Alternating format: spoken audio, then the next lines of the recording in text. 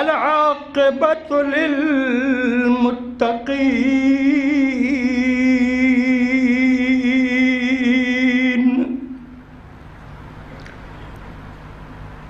والصلاة والسلام على رسوله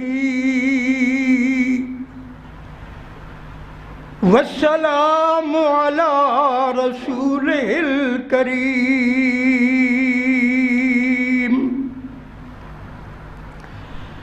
محمد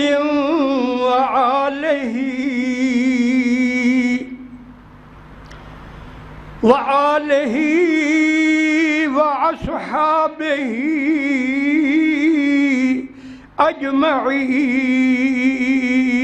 أجمعين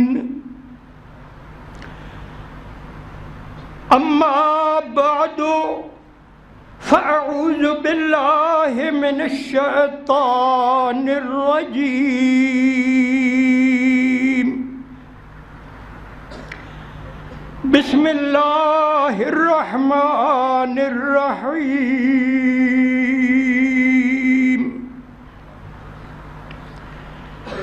إن الذين تدعون من دون الله عباد أمثالكم فادعوهم فليستجيبوا لكم إن كنتم صادقين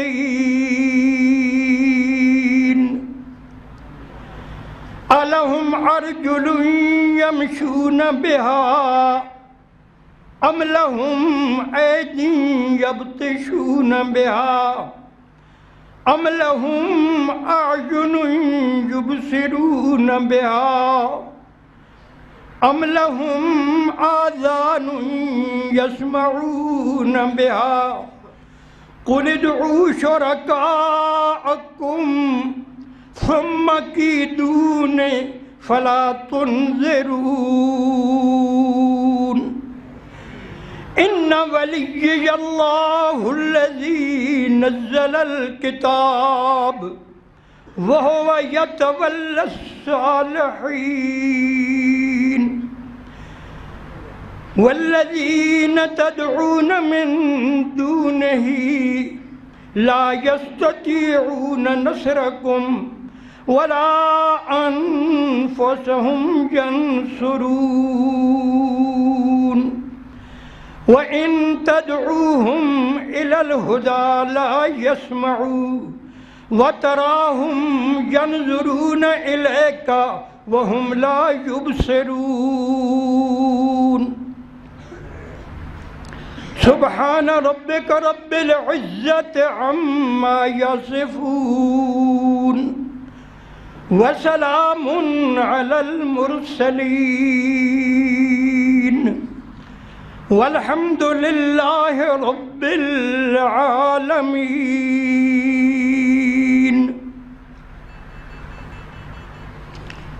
محترم مکرم سامعین،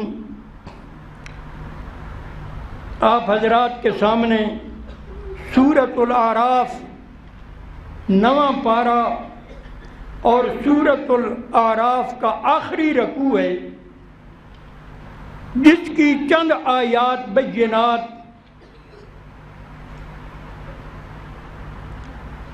آپ کے سامنے پڑھی گئی ہیں۔ اس سے پہلے بھی 3-4 آیات ہیں جو اس سارے مضمون سے متعلق ہیں۔ پورا رکوع تقریباً توحید کے بیان میں ہے، اور اس میں توحید کا اللہ تعالیٰ نے بڑے جامع انداز میں بیان فرمایا ہے۔ مسئلہ توحید بھی بیان کرنا ہے، اور ساتھ ساتھ وقت ملا تو انشاءاللہ رسالت کے متعلق بھی ایک خصوصی نکتہ، رمضان شریف کی آمد ہے، تو اس سلسلے میں کلمہ طیبہ کی دونوں جزیں لا الہ الا اللہ اور محمد الرسول اللہ. پہلی جز میں توحید کا بیان ہے اور دوسری جز میں رسالت کا بیان ہے. اور میری کوشش یہ ہے کہ دنیا والوں کو نئے سرے سے قرآنی انداز کے مطابق لا الہ الا اللہ کی تفسیر سمجھا دوں اور اسی طرح محمد الرسول اللہ کے بھی قرآن سے تفسیر سمجھا دوں. کیوں کہ مسلمان لوگ کلمہ گو لوگ بھی لا الہ الا اللہ کے خلاف چل رہے ہیں، محمد الرسول اللہ کے خلاف بھی چل رہے ہیں. دونوں جزوں کا کلموں کا انکار کر رہے ہیں اور سمجھتے ہیں کہ ہم مسلمان ہیں. تو اب ساری دنیا کے بھولے بھٹکوں کو بھی، جاہلوں کو بھی اور اللہ کی توفیق سے علماء کو بھی قرآن سے قوت دلیل سے مسئلہ توحید کا بیان کرنا، لا الہ الا اللہ کی قرآن سے تفسیر کرنا، جس کو تفسیر خداوندی آپ کہہ سکتے ہیں، اور اسی طرح محمد الرسول اللہ کی رسالت کو قرآن سے بیان کرنا اور اس کی تفسیر کرنا. میں سمجھتا ہوں یہ ضروری ہے، کیونکہ میرے نزدیک اگر خلا ہے مسلمان کے اندر تو یہی خلا ہے کہ وہ توحید کا بھی منکر بن چکا ہے، رسالت کا بھی منکر بن چکا ہے، اور سمجھتے ہیں ہم سے بڑا مسلمان کوئی. تو بہرحال پہلا حصہ ہے نا لا الہ الا اللہ، اللہ اللہ. ایک بات آپ کو بتاؤں کہ لا الہ الا اللہ کو قرآن میں دو عنوانوں سے بیان کیا گیا، دو عنوانوں سے. ایک الہ کا عنوان بعنوان الہ، اور دوسرا لا الہ الا اللہ کا بیان الہ بمعنی معبود، عبادت اور معبود کے عنوان سے لا الہ الا اللہ کو بھی قرآن کی آیات میں بڑی تفصیل کے ساتھ بیان فرمایا گیا. اور الہ کا معنی لغوی وہ ایک الہ یعلہ، عبد یعبد. تفسیر بیضاوی میں فلا تجعلوا للہ اندادا، اس مادے کے 4-5 معنی جو لکھے گئے ان میں لغوی معنی بھی ایک الہ کا معبود ہے، اور اس معنی میں اتفاق ہے. چاہے کوئی اس کے خلاف بھی چل رہا ہو تو یہ معنی معبود، الہ بمعنی معبود کیا ہے؟ اتفاق.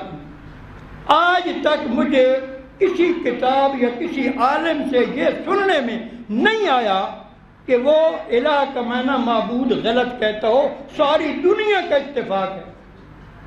اس میں سمجھنا ہے کہ عبادت کون سی چیز ہے جو معبود کی کرنی ہے. تو جانی، مالی، زبانی 3 قسمیں، اور ان کے نیچے ان کے اجزاء. قسمیں 3 اور ان قسموں کے نیچے ان قسموں کے اجزاء.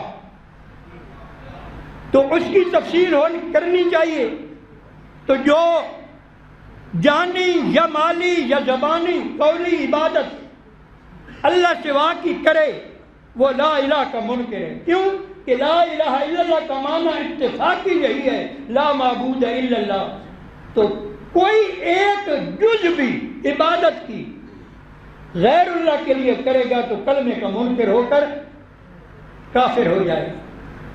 کیوں کہ کلمہ سے اقرار اس نے کیا اس کے معنی کے مطابق کہ اللہ کے سوا کسی کی عبادت نہیں کروں گا، کوئی لے کے عبادت ہے ہی نہیں.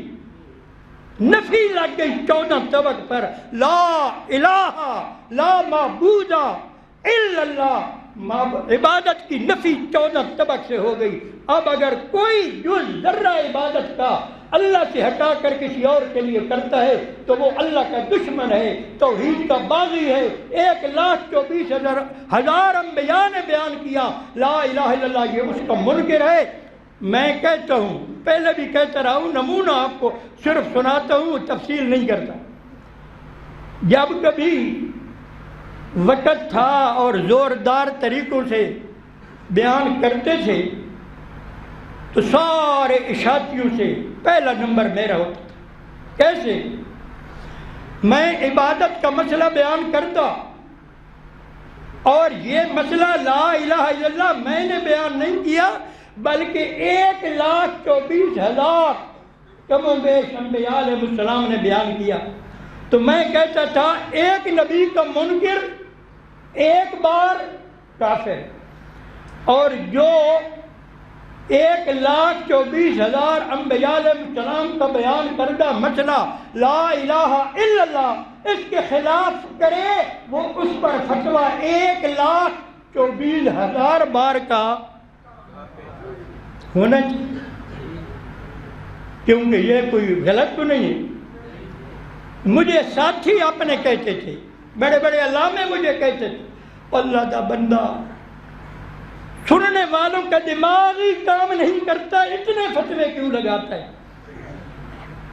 وہ مجھے سارے منع کرتے تھے۔ میں نے کہا میری جو دلیل ہے اس کو غلط کر دکھائیں، وہاں چپ ہو جاتا۔ سمجھ آئی؟ تو بہرحال تو لا الہ الا اللہ کا بیان کرنا ہے تو 2 عنوانوں سے،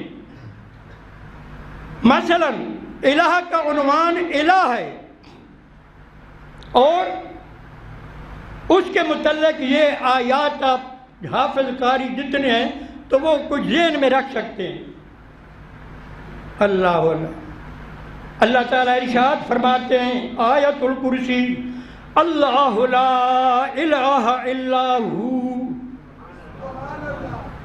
الحی القیوم لا تأخذہ سنۃ ولا نوم لہ ما فی السماوات وما فی الارض من ذا الذی یشفع عندہ الا بإذنہ یعلم ما بین ایدیہم وما خلفہم ولا یحیطون بشیء من علمہ الا بما شاء وسع کرسیہ السماوات والارض ولا یؤودہ حفظہما وہو العلی العظیم۔ سبحان اللہ۔ تلک عشرۃ کاملہ، ایک آیت میں 10 دلائل توحید کے عنوان بعنوان الہ کا عنوان، لا الہ الا اللہ کا بیان بعنوان الہ، لا الہ الا اللہ اور اس کے 10 دلائل۔ اللہ دوسرا مقام ہے هو اللہ الذی لا الہ الا ہو عالم الغیب والشہادہ هو الرحمن الرحیم هو اللہ الذی لا الہ الا ہو الملک القدوس السلام المؤمن المہیمن العزیز الجبار المتکبر سبحان اللہ عما یشرکون هو اللہ الخالق البارئ المصور لہ الاسماء الحسنى یسبح لہ ما فی السماوات والارض۔ اللہ وہو العزیز الحکیم۔ تو یہ مقامات ہیں کہ الہ بعنوان الہ، الہ کے عنوان سے لا الہ الا اللہ کا بیان، اور عبادت کے متعلق سنیں سبحان اللہ۔ اللہ فرماتے ہیں دوسرا عنوان عبادت اور معبود کا، آپ اعلان کریں قل یا ایہا الناس ان کنتم فی شک من دینی فلا اعبد الذین تعبدون من دون اللہ۔ یہ عنوان عبادت کے ساتھ اعلان ہے محمد الرسول اللہ کا، ساری دنیا کو خطاب ہے، عالمگیر دعوت ہے، قرآن کی بھی اور نبی آخر الزمان کی بھی۔ قل یا ایہا الناس، اور دنیا کے لوگوں قیامت تک آنے والے سارے اس خطاب میں آ گئے۔ ان کنتم فی شک من دینی، اگر تم شک میں پڑے ہوئے ہو میں محمد کے دین کے بارے میں تو سن لو واشگاف الفاظ میں، فلا اعبد الذین تعبدون من دون اللہ، پس میں محمد نہیں عبادت کرتا کسی کی اللہ مگر صرف اسی کی، فلا اعبد الذین تعبدون من دون اللہ، میں نہیں عبادت کرتا ان کی جن کی تم عبادت کرتے ہو سوا اللہ کے۔ اچھا یہ لا الہ ہے، یہاں لا اعبد الذین تعبدون من، آپ کس کی کرتے ہیں؟ آپ کس کی عبادت کرتے ہیں؟ فرمایا ولیکن اعبد اللہ، لیکن میں محمد کو عبادت کرتا ہوں صرف اللہ کی۔ کیوں کہ باقیوں کی جو نفی ہو گئی، فلا اعبد الذین، باقی بچہ 14 طبق پر نفی آ گئی، کوئی عبادت کے لائق نہیں، کوئی معبود نہیں۔ ہاں عبادت کا مستحق ہے، پہلے نفی 14 طبق پر لگائی، پھر ولیکن اعبد اللہ، یہ ہے الا اللہ، لیکن اللہ کو میں اللہ کی عبادت کرتا ہوں۔ کیا مطلب؟ اور تو کوئی باقی بچہ ہی نہیں جس پر نفی نہ لگی ہو۔ تو یہ اس آیت میں لا الہ الا اللہ کا بیان ہے، مگر الہ بمعنی معبود، اور یہ اس عنوان سے۔ اچھا ایک اور بار نکتے کی، آیت الکرسی میں بیان ہوا پہلے دعویٰ لا الہ الا ہو، اور پہلی دلیل الحی القیوم، اللہ الہ ہے، اس کے سچا الہ معبود ہونے کی پہلی دلیل الحی القیوم، الحی ہمیشہ کا زندہ اللہ ہے، باقی کوئی بھی ہمیشہ کا زندہ، 14 طبق میں کوئی بھی ہمیشہ کا زندہ نہیں، اللہ اللہ۔ پھر زندہ ہو کر القیوم، ساری کائنات 14 طبق کی، ہر آن میں 14 طبق کی مخلوق کو قائم رکھنے والا، بذات خود قائم، اور کائنات 14 طبق کو ہر آن تھامنے والا، سنبھالنے والا، قائم رکھنے والا، اس کو وجود دینے والا، 14 طبق اللہ کے قائم کرنے سے قائم ہے، ورنہ کوئی چیز ایک بھی نمونے کی قائم نہ ہوتی۔ ساری خدا کی خدائی کو ایک اللہ الحی القیوم نے سنبھال رکھا ہے۔ پہلی دلیل ہے الحی، الحی کے مقابلے تکابر سمجھو علماء کرام، الحی کے مقابلے میں کون سا لفظ ہے عربی کے اندر؟ الحی کی ضد ہے المیت، المیت کی ضد ہے الحی۔ تو اللہ نے پہلی دلیل ایسی دی 14 طبق کو اڑا کر رکھ دیا، ان کی موت کا ذکر کیا، ایک میں اکیلا ہوں ہمیشہ کا زندہ، باقی ساری کائنات پر موت ہے، کوئی موت سے مستثنا۔ بتاؤ 14 طبق میں سے کوئی ہے؟ تو اللہ کہتے ہیں الہ اس کو بناؤ جو ہمیشہ کا زندہ ہو۔ اس کے اندر پہلی دلیل یہ ہونی چاہیے، پہلا کمال اور پہلی صفت یہ ہونی چاہیے کہ وہ ہمیشہ کا زندہ ہو۔ کوئی اور میری طرح ہمیشہ کا زندہ ہے، کرو اس کی عبادت، میں ناراض نہ ہوں گا، لیکن اتنا ظلم نہ کرنا کہ میں نے ان کو موت دی، مر جاتے ہیں، کوئی ماضی میں مر گئے، کوئی حال میں مر رہے ہیں، کوئی استقبال میں مر جائیں گے۔ تو جس کے ساتھ موت لگی ہو وہ معبود نہیں بن سکتا، وہ الہ نہیں بن سکتا۔ تو ثابت ہوا ایک میں اللہ الہ ہوں، اور کوئی نہ صفت والا ہے، نہ موت سے بچا ہوا ہے، نہ وہ الہ ہے۔ الہ کی پہلی دلیل الہ ہونے کی الحی، سبحان۔ تو میں نے تو تقابل میں 14 طبق کی موت کو دیکھا تو میرے سامنے تو کوئی چیز رہی نہیں، میں تو حیران ہوں کہ لوگ شرک کرتے تھکتے نہیں ہیں، نام رات اوڑھنا بچھونا، صبح شام کی غذا، وہ جو کوئی فرشتوں کو الہ بنا کر پکارتا پھرتا ہے، کوئی انبیاء کو الہ بنا کر پکارتا پھرتا ہے، کوئی اولیاء کو، اللہ کو علم ازلی سے پتہ تھا کہ دنیا میں شرک تو قسم قسم کا سارے کریں گے، مگر سب سے زیادہ شرک یا بت پرستی کی شکل میں ہوا یا میت پرستی کی شکل میں ہوا۔ اصنام پرست دنیا میں زیادہ اس وقت بھی ہے، پہلے بھی رہے، بعد میں بھی رہیں گے۔ اس کے بعد اگر اصنام پرستی کو چھوڑتے ہیں تو پھر اموات پرستی میں مبتلا ہوتے ہیں، پہلے بھی، آج بھی اور قیامت تک بھی۔ میں حیران ہو گیا کہ یہ مرنے والوں کو اللہ کا شریک بناتے ہیں، الوہیت میں، عبادت میں۔ یہ پاگل ہیں، الو کے پٹھے ہیں، حیوان ہیں، بلکہ قرآن کے مطابق حیوانوں سے بھی بل ہم اضل، بدتر ہیں۔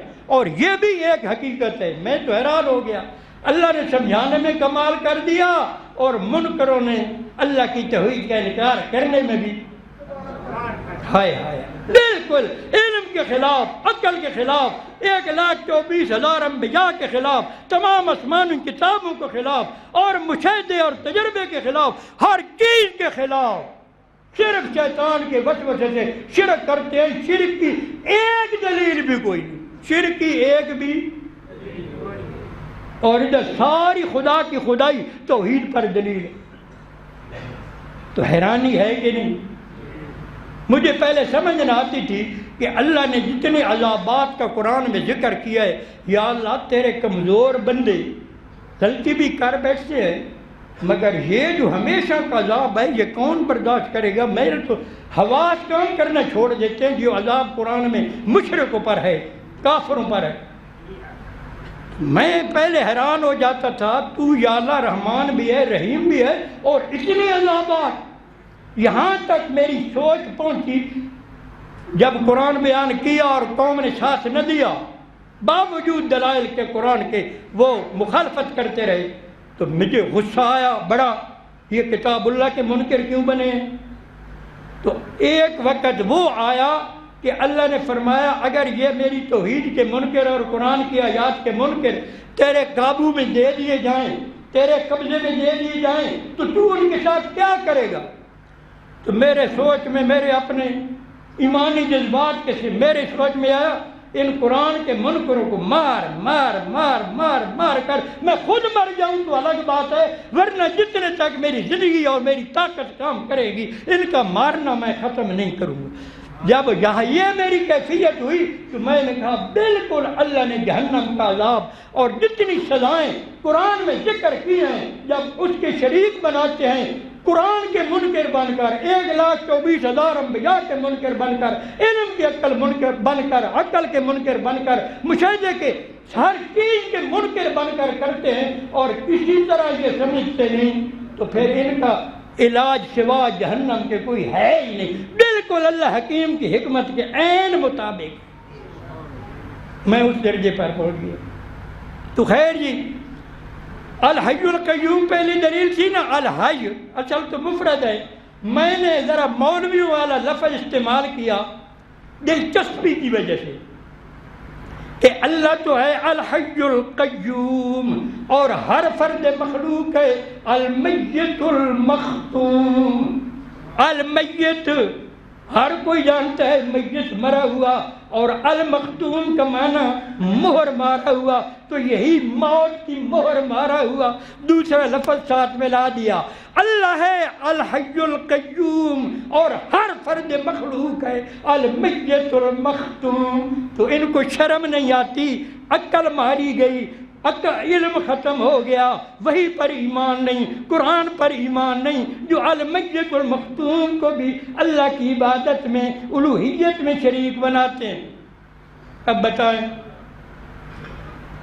یہ جو ہے مرنا مخلوق کا، سارے جو رشتہ دار، یار دوست، واقف کار اکٹھے ہوتے ہیں جنازے کی شکل میں، تو ایک دوسرے کی موت کے گواہ ہیں، تو ساری دنیا ایک دوسرے کی موت کا مشاہدہ کر کے سمجھو یہ مشاہدہ بھی ہے۔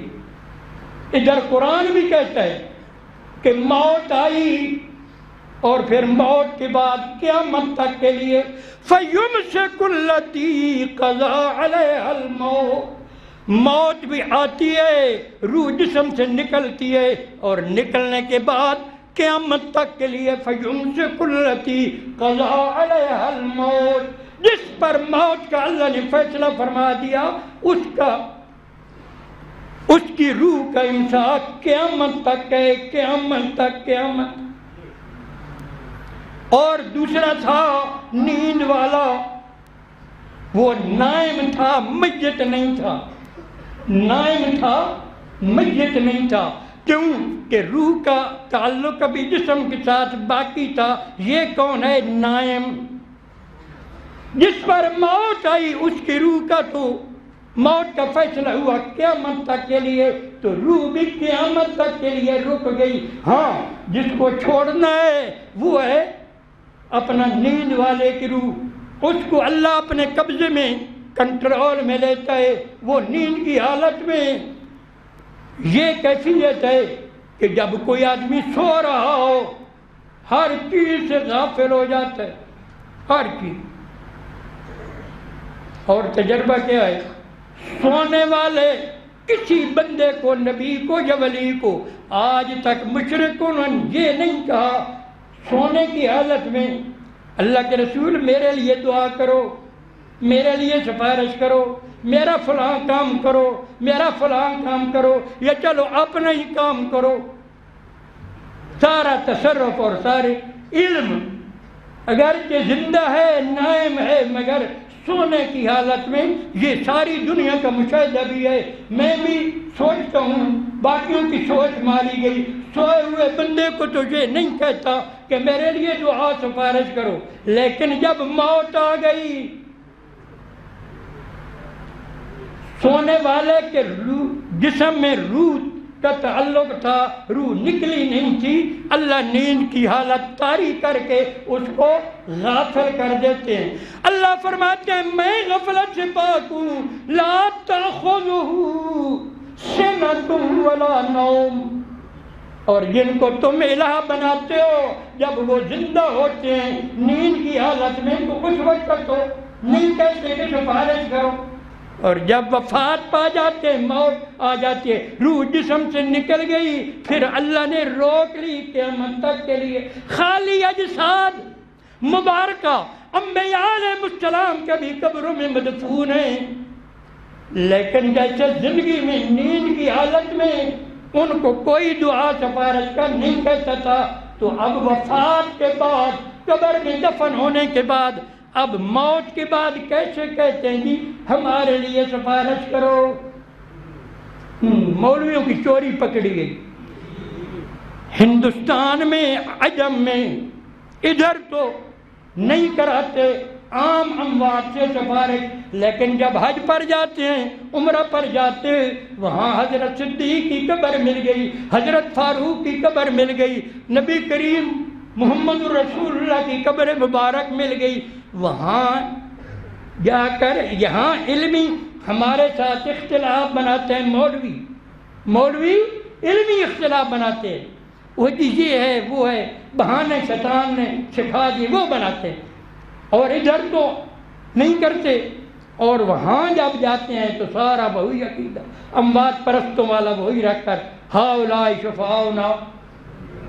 تو یہ ہیں چور مشرک، عجم کے چور مشرک۔ ایک ہوتے ہیں منہ زور مشرک، وہ تو کہتے ہیں علی خدا ہے، بس انبیاء سے بھی اعلیٰ ہے، علی خدا ہے، مولا علی مدد، یا علی مدد، نعوذ باللہ من ذالک۔ ان کو اللہ کے ساتھ تو کوئی کام ہی نہیں ہے۔ اس طرح کوئی شرک کرے تو وہ منہ زور مشرک۔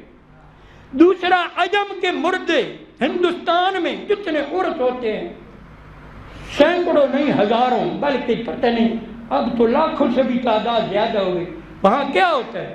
یہ سارا یہودیت ہے، شرک کا کاروبار ہے، مردوں کو پکارنا، مردوں کی منتیں ماننا، مردوں کی قبروں کے طواف، غلاف، اچھاڑ، دیے، چراغ، جو کچھ رکوع، سجدے، قیام، سفر حج کی طرح ایک ملک سے دوسرے ملک تک اس کے عرصوں میں شریک ہوتے ہیں۔ یہ ساری عبادت ہے، مالی بھی، زبانیں بھی، پکارنا بھی، اور مال خرچ کرنا بھی، اور رکوع، سجدے، قیام، یہ ساری بدن کے ساتھ بھی۔ یہ غیر اللہ کی عبادت نہیں، لا الہ کا انکار نہیں، تو یہ توحید پر عامل ہے۔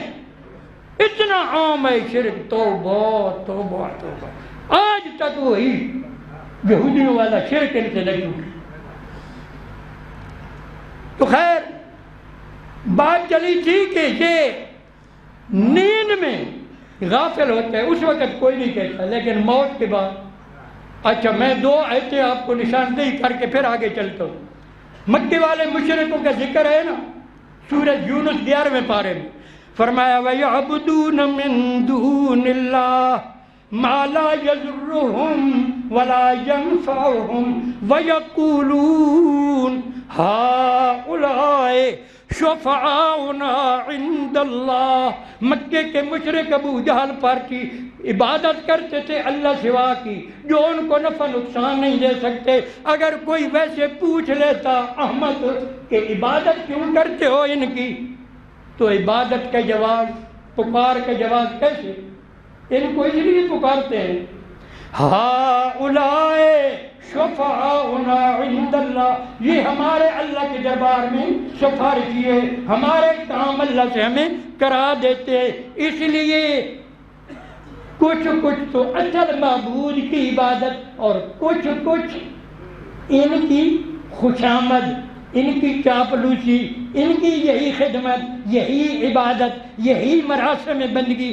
جب یہ عقیدہ رکھ کر کے ان سے ہمارے کام ہوتے ہیں، سفارشیاں ہیں، پھر کچھ ان کی بھی خوشامد کرنی پڑتی ہے جس کے ذریعے سے کام ہو۔ چلو اصل کام کرنے والا اللہ ہی ہو، لیکن جن کے ذریعے سے کام ہمارے کرے تو ان کی بھی کچھ کرنی پڑے گی کہ نہیں؟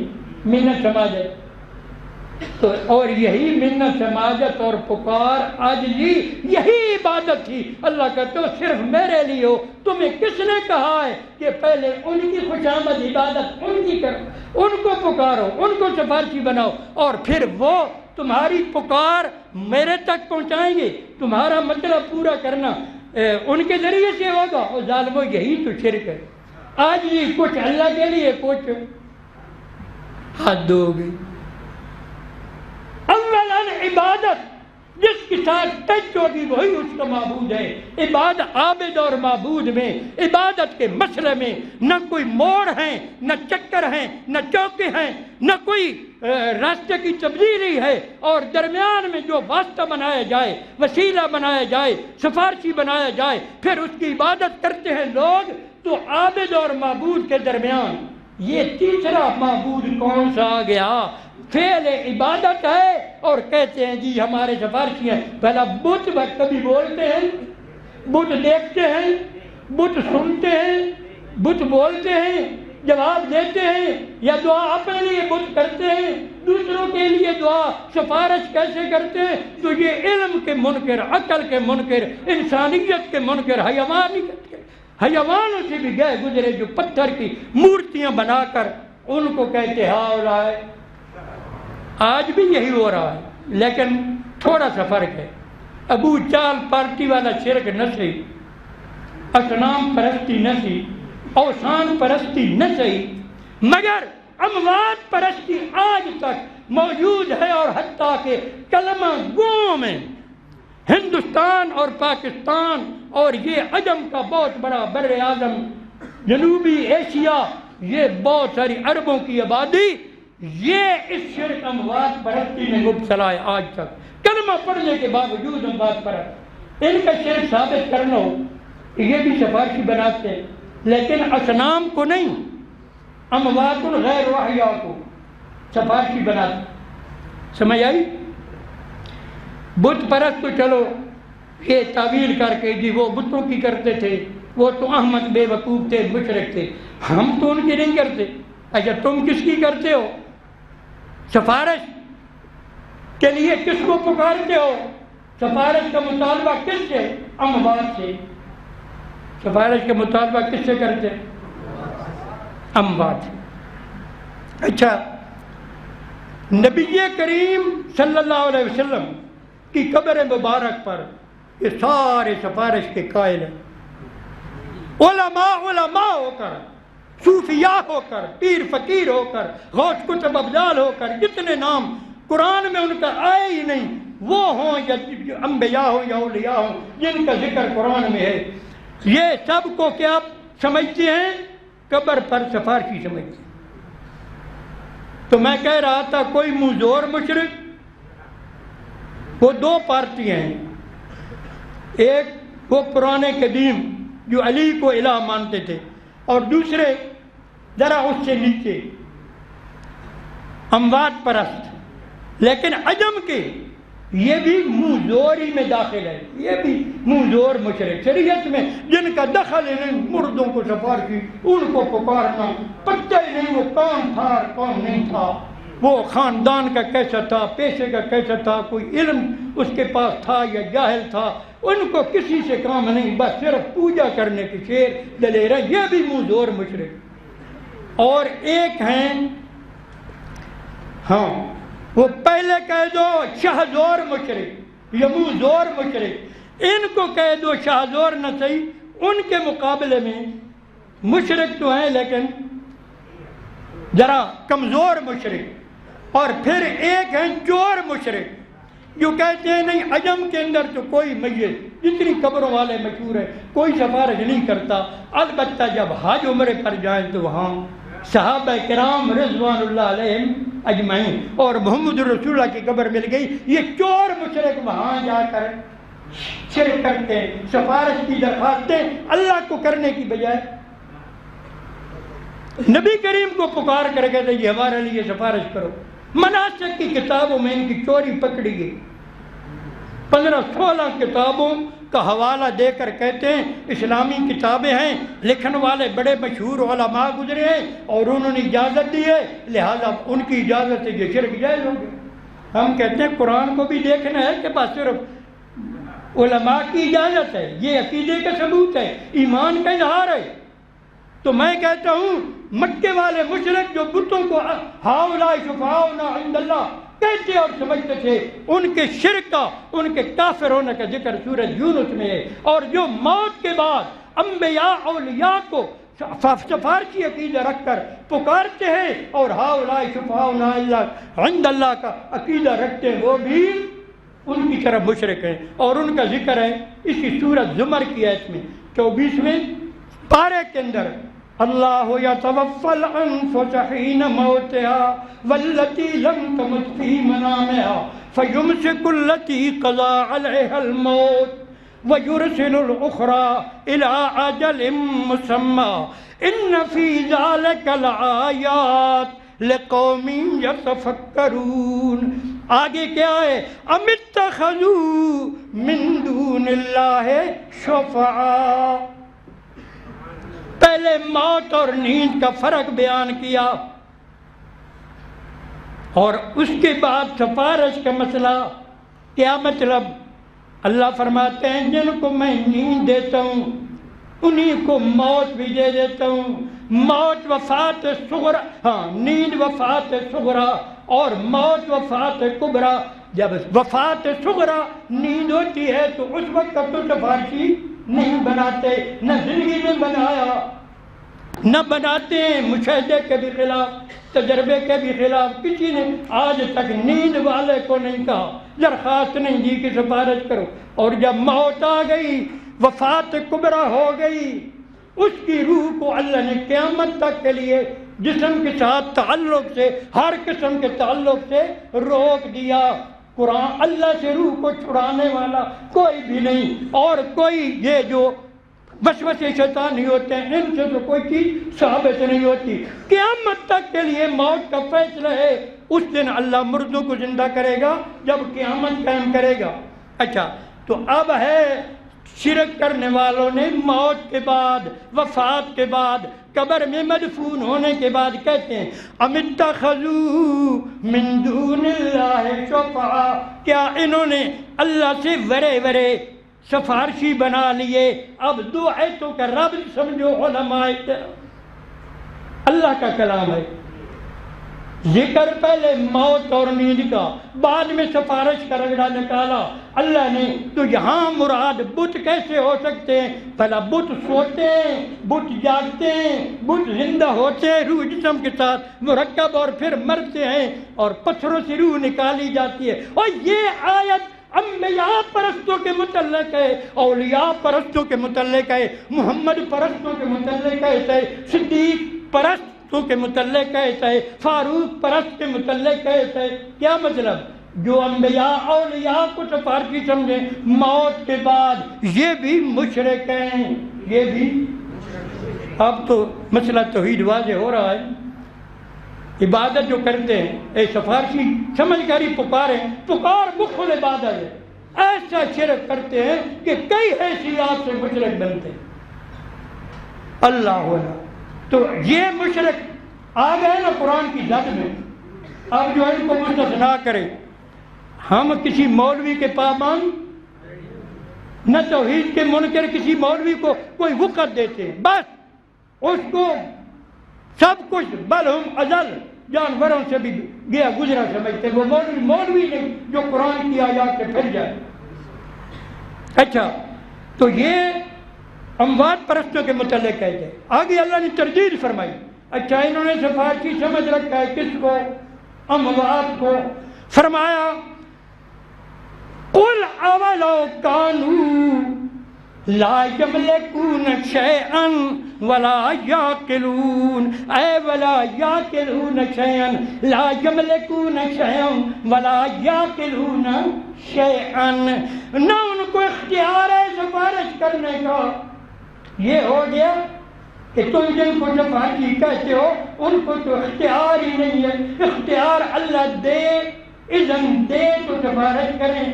اب ثابت کرو نا موت کے بعد ان کو سفارش کا اختیار مل گیا ہے۔ لا یملکون شیئا، ان کو فوت شدگان کو کوئی سفارش کا نہ اختیار ہے، اور ولا یعقلون، نہ ان کو تمہارے سفارش کے مطالبہ سمجھنے کی عقل ہے نہ سمجھ ہے۔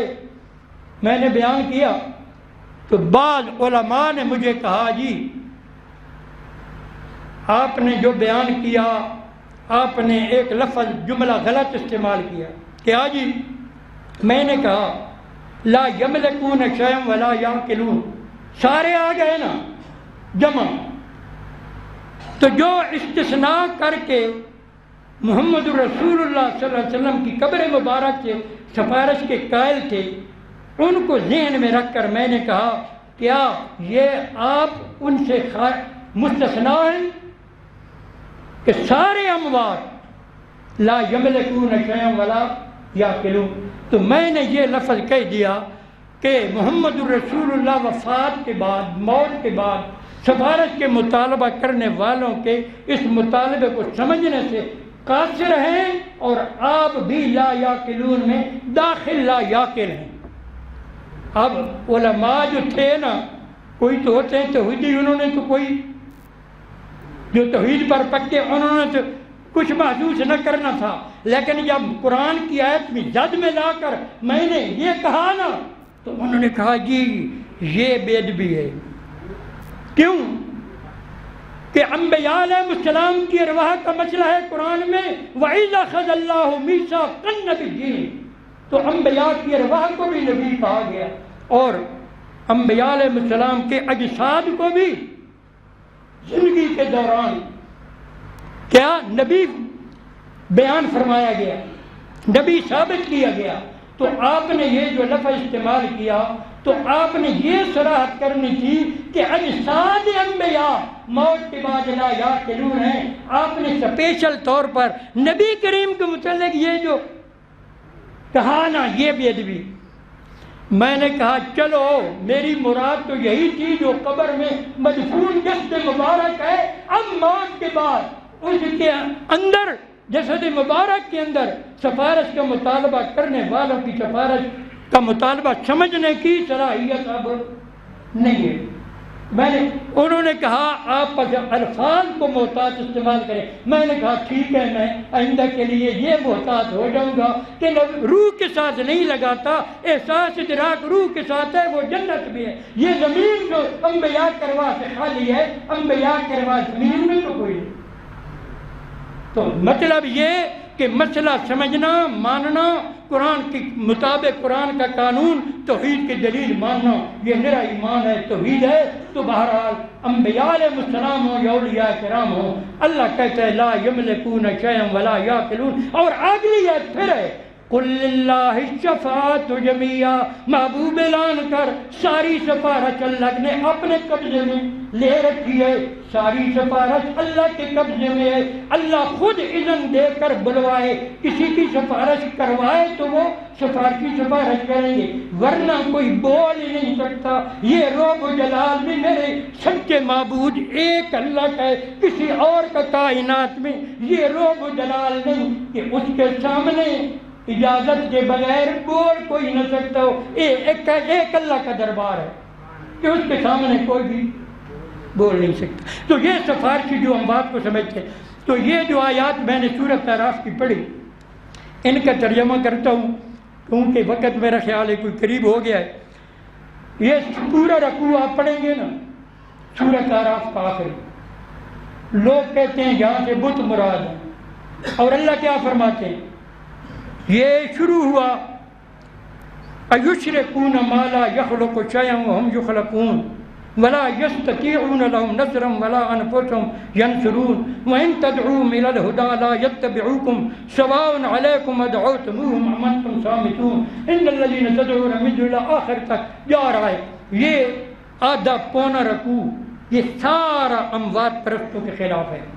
اللہ فرماتے ہیں ان الذین تدعون من دون اللہ، بے شک وہ لوگ تدعون جن کو تم پکارتے ہو، تدعونہم جن کو تم پکارتے ہو۔ لوگ کہتے ہیں کبھی کبھی یہ جی کیونکہ نام نہیں ہے اس لیے فلاں مشرک اس سے بچ رہا ہے، فلاں بچ رہا ہے، فلاں بچ رہا ہے۔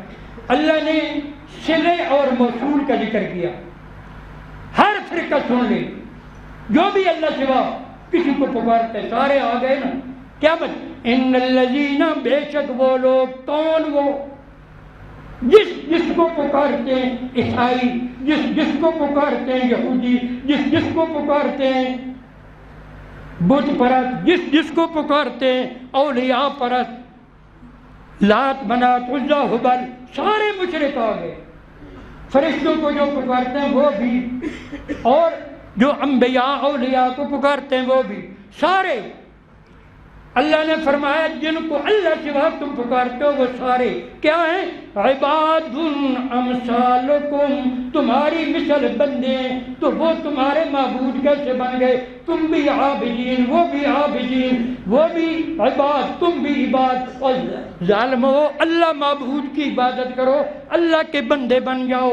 اللہ سوا کی عبادت کر کے اپنے جیسے محتاجوں کو، اپنے جیسے بندوں کو، اپنے برابر والے ہم جنسوں کو، جنس میں برابر مقام درجہ الگ بات ہے۔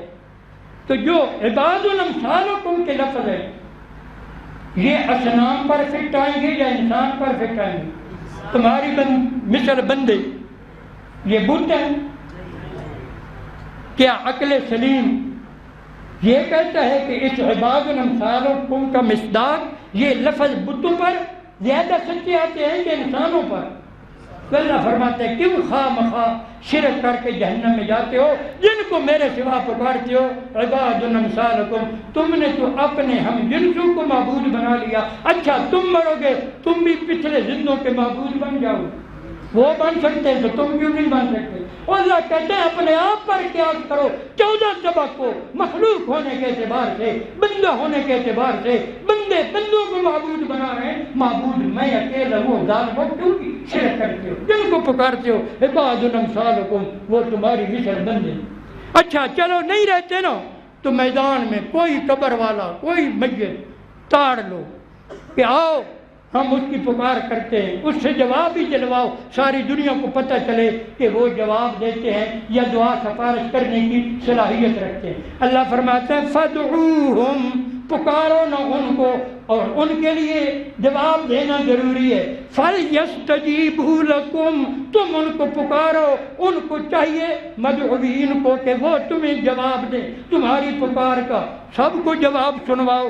ان کنتم صادقین، اگر تم سچے ہو دنیا کے مشرکو کسی سے جواب ہی تو دلواؤ، یک طرف ریفت نہیں ہے۔ اچھا ایک اور بات عقل علم کے خلاف کرتے ہیں، یہ زندہ بندہ سارے کام خود کر سکتا ہے کہ نہیں؟ شریعت کے احکام کا مکلف ہے نا، لاکھوں احکام شریعت کے زندہ بندہ مکلف ہے، کر سکتا ہے، لیکن موت کے بعد لا یکلف اللہ نفسا الا وسعها کے قانون کے مطابق کوئی بھی میت دنیا کا یا دین کا کوئی کام کرنے کے پوزیشن میں نہیں، اس لیے پورا قرآن اور آسمانی کتابیں خالی ہیں، اور کوئی بھی یہ مسئلہ نہیں ہے کہ میت کو اللہ نے فلاں حکم دیا، فلاں حکم دیا، فلاں حکم دیا، فلاں حکم دیا، فلاں حکم، اور وہ یہ کرتے ہیں، یہ کرتے ہیں، یہ کرتے ہیں۔ اور ظالم جو سارے لاکھوں احکام پر خود عمل کر سکتا ہے، یہ اپنے آپ کو زندہ ہو کر بھی اپنے آپ کو مردہ سمجھتا ہے، اور موت کے بعد میت کو کہتا ہے تو میرے لیے سفارش کر، تو میری مدد کر، تو میری حاجت براری کر، تو داتا ہے، تو غوث ہے، تو گنج بخش ہے، تو غریب نواز ہے، تو لجپال ہے، تو جو کچھ نہیں کر سکتا سارے قرآن کے مطابق اس میں حرکتیں نہیں آ سکتی۔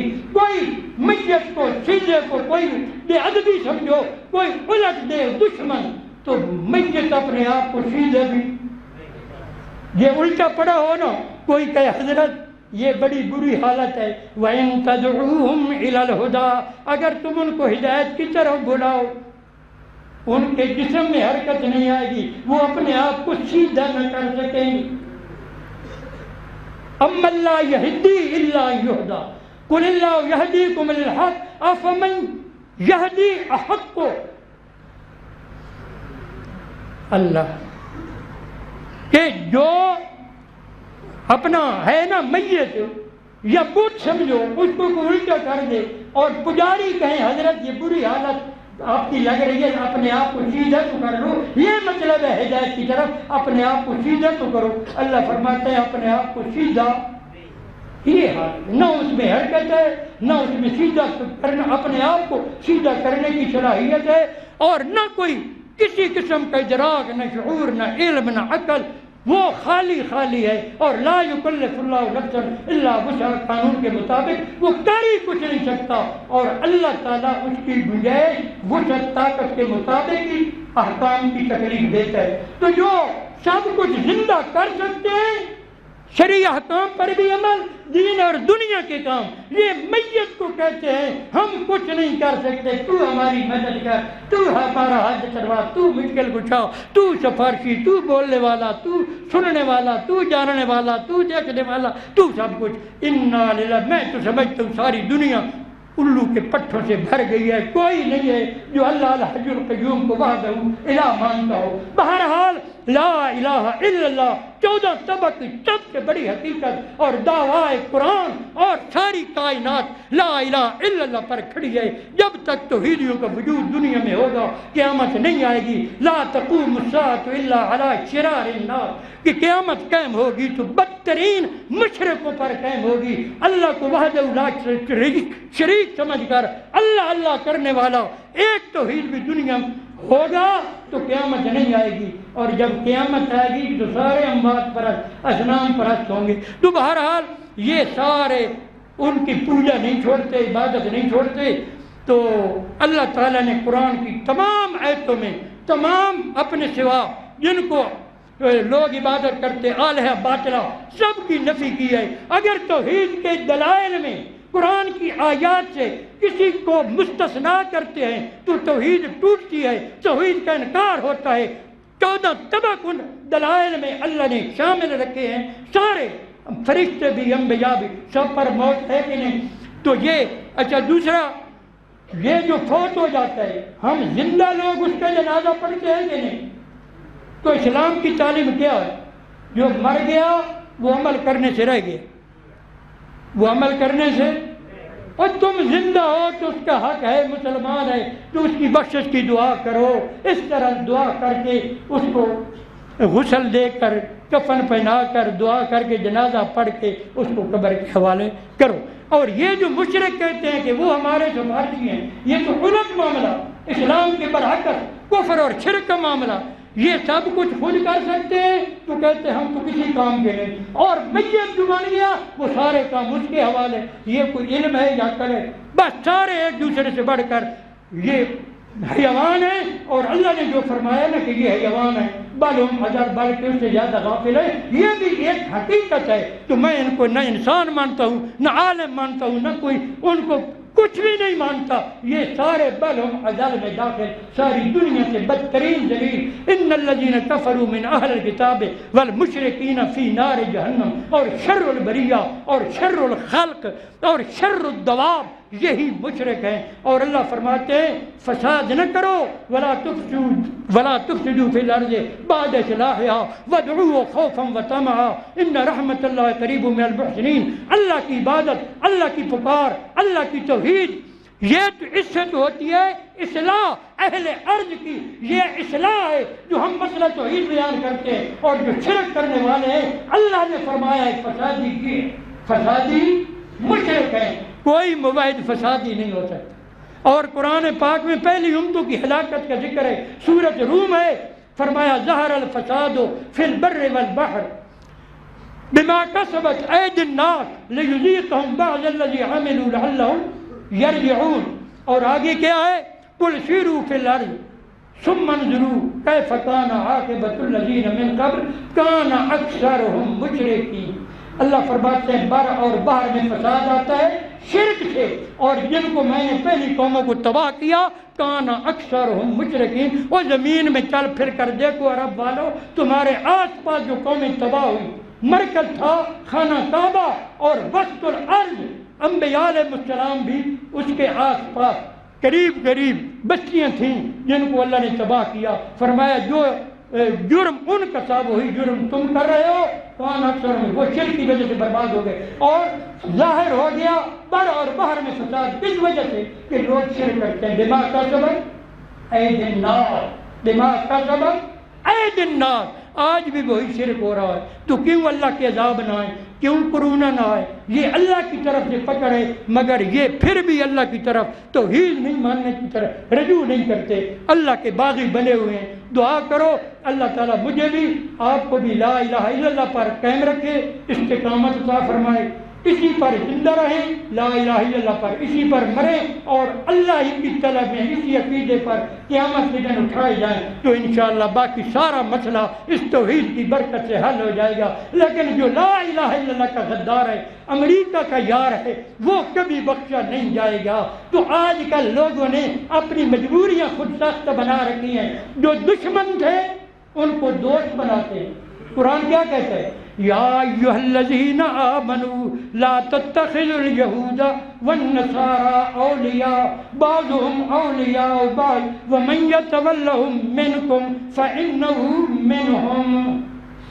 قرآن نے صاف کہا، کوئی فتویٰ لگائے نہ لگائے، اللہ کہتا ہے جو کافروں کو، مشرکوں کو، یہود کو، نصارہ کو، وَلَن تَرْضَىٰ عَنْكَ الْيَهُودُ وَلَا النَّصَارَىٰ حَتَّىٰ تَتَّبِعَ مِلَّتَهُمْ۔ نبی کریم کے ساتھ تو ان کا اتفاق نہیں ہو سکتا۔ قرآن پاک نے نبی کریم کو مایوس کیا، خبردار تجھ پر یہود نصارہ کبھی راضی نہیں ہو سکتے، حتیٰ تتبع ملتہم، یہاں تک اسلام چھوڑ کر انہی کا ہو جائے تو پھر وہ راضی ہوں گے۔ اور آج کل کلمہ گو مسلمان اپنے آپ کو کہلانے والے قرآن کے منکر بن کر، اللہ کے باغی بن کر، اپنے دشمنوں کو اور اللہ کے دشمنوں کو ان کے نیچے لگے ہوئے ان خوش آمد اور چاپلوسی ہو رہی ہے۔ تو یہ جو چال چل رہے ہیں یہ اسلام کہتا ہے، قرآن کہتا ہے، قرآن کے منکر ہیں۔ بہرحال اللہ تعالیٰ سے دعا ہے کہ امریکی قیادت میں عالمی اتحاد جو شرک ہے اس عالمی اتحاد سے نکلنے کی ہم سب کو توفیق عطا فرمائے، اور 1,24,000 انبیاء کا اتحاد، اولیاء صحابہ کرام کا اتحاد، اور قرآن کی دعوت کے مطابق قل یا اہل الکتاب تعالوا الی کلمۃ سواء بیننا وبینکم الا نعبد الا اللہ ولا نشرک به شیئا ولا يتخذ بعضنا بعضا اربابا من دون اللہ فان تولوا فقولوا اشهدوا بأننا مسلمون۔ اور سورۃ الانبیاء میں ہے انہم کانوا یسارعون فی الخیرات ویدعوننا رغبا ورہبا وکانوا لنا خاشعین۔ 1,24,000 انبیاء کا عقیدہ، اللہ کی پکار، اللہ کی عبادت، نیکی کے کام میں آگے بڑھنا، دوڑ دوڑ کر کرنا۔ ذکر آگے انبیاء کا، آگے واللتی احسنت فرجها فنفخنا فيه من روحنا وجعلناها وابنها آیۃ للعالمین۔ یہ حضرت مریم صدیقہ ولیہ، اس کا ذکر آ گیا۔ انبیاء کا راستہ سورۃ انبیاء میں لا الہ الا انا فاعبدون بھی آ گیا، اور یہ انہم کانوا یسارعون فی الخیرات ویدعوننا رغبا ورہبا وکانوا لنا خاشعین بھی آ گیا، اور یہ ولیہ کا ذکر بھی آ گیا۔ اگلی آیت میں ان ھذہ امتکم امۃ واحدہ وانا ربکم فاعبدون۔ یہ ہے قرآنی اتحاد، اسلامی اتحاد۔ آؤ اگر اتحاد کرنا ہے اپنی مرضی سے عالمی برادریاں نہ بناؤ، انبیاء علیہ السلام کے اتحاد میں آ جاؤ، اولیاء کے اتحاد میں آ جاؤ، قرآن کے اتحاد میں آ جاؤ، اسلامی اتحاد میں آ جاؤ۔ تم قرآن چھوڑ کر، اسلام چھوڑ کر عالمی برادری بناتے پھرتے ہو، امریکی قیادت میں اس کے نیچے لگ کر یہ اپنے آپ کو مسلمان سمجھتے ہیں۔ اللہ اللہ، تو یہ کہاں اتحاد دو قسم کے دنیا میں ہیں، ایک عالمی اتحاد، شیطانی اتحاد، کفری اتحاد، اور ایک ہے اسلامی اتحاد، قرآنی اتحاد۔ یہ ہے کہ ان ھذہ امتکم امۃ واحدہ، انبیاء، اولیاء، صدیقین، صالحین، اور سارے اس میں آ گئے نا، ان کو ماننے والے بھی سارے آ گئے توحیدی۔ اللہ فرمایا میں تم سب کا رب ہوں، وانا ربکم فاعبدون، میں تم سب کا رب ہوں، صرف میری عبادت کرو۔ یہ ہے اتحاد، تو قرآن اتحاد کی دعوت دیتا ہے۔ تیسری آیت اتحاد والی یہ بھی سن لیں، آؤ اتحاد کریں، تو اتحاد کا ایجنڈا واعتصموا بحبل اللہ ولا تفرقوا۔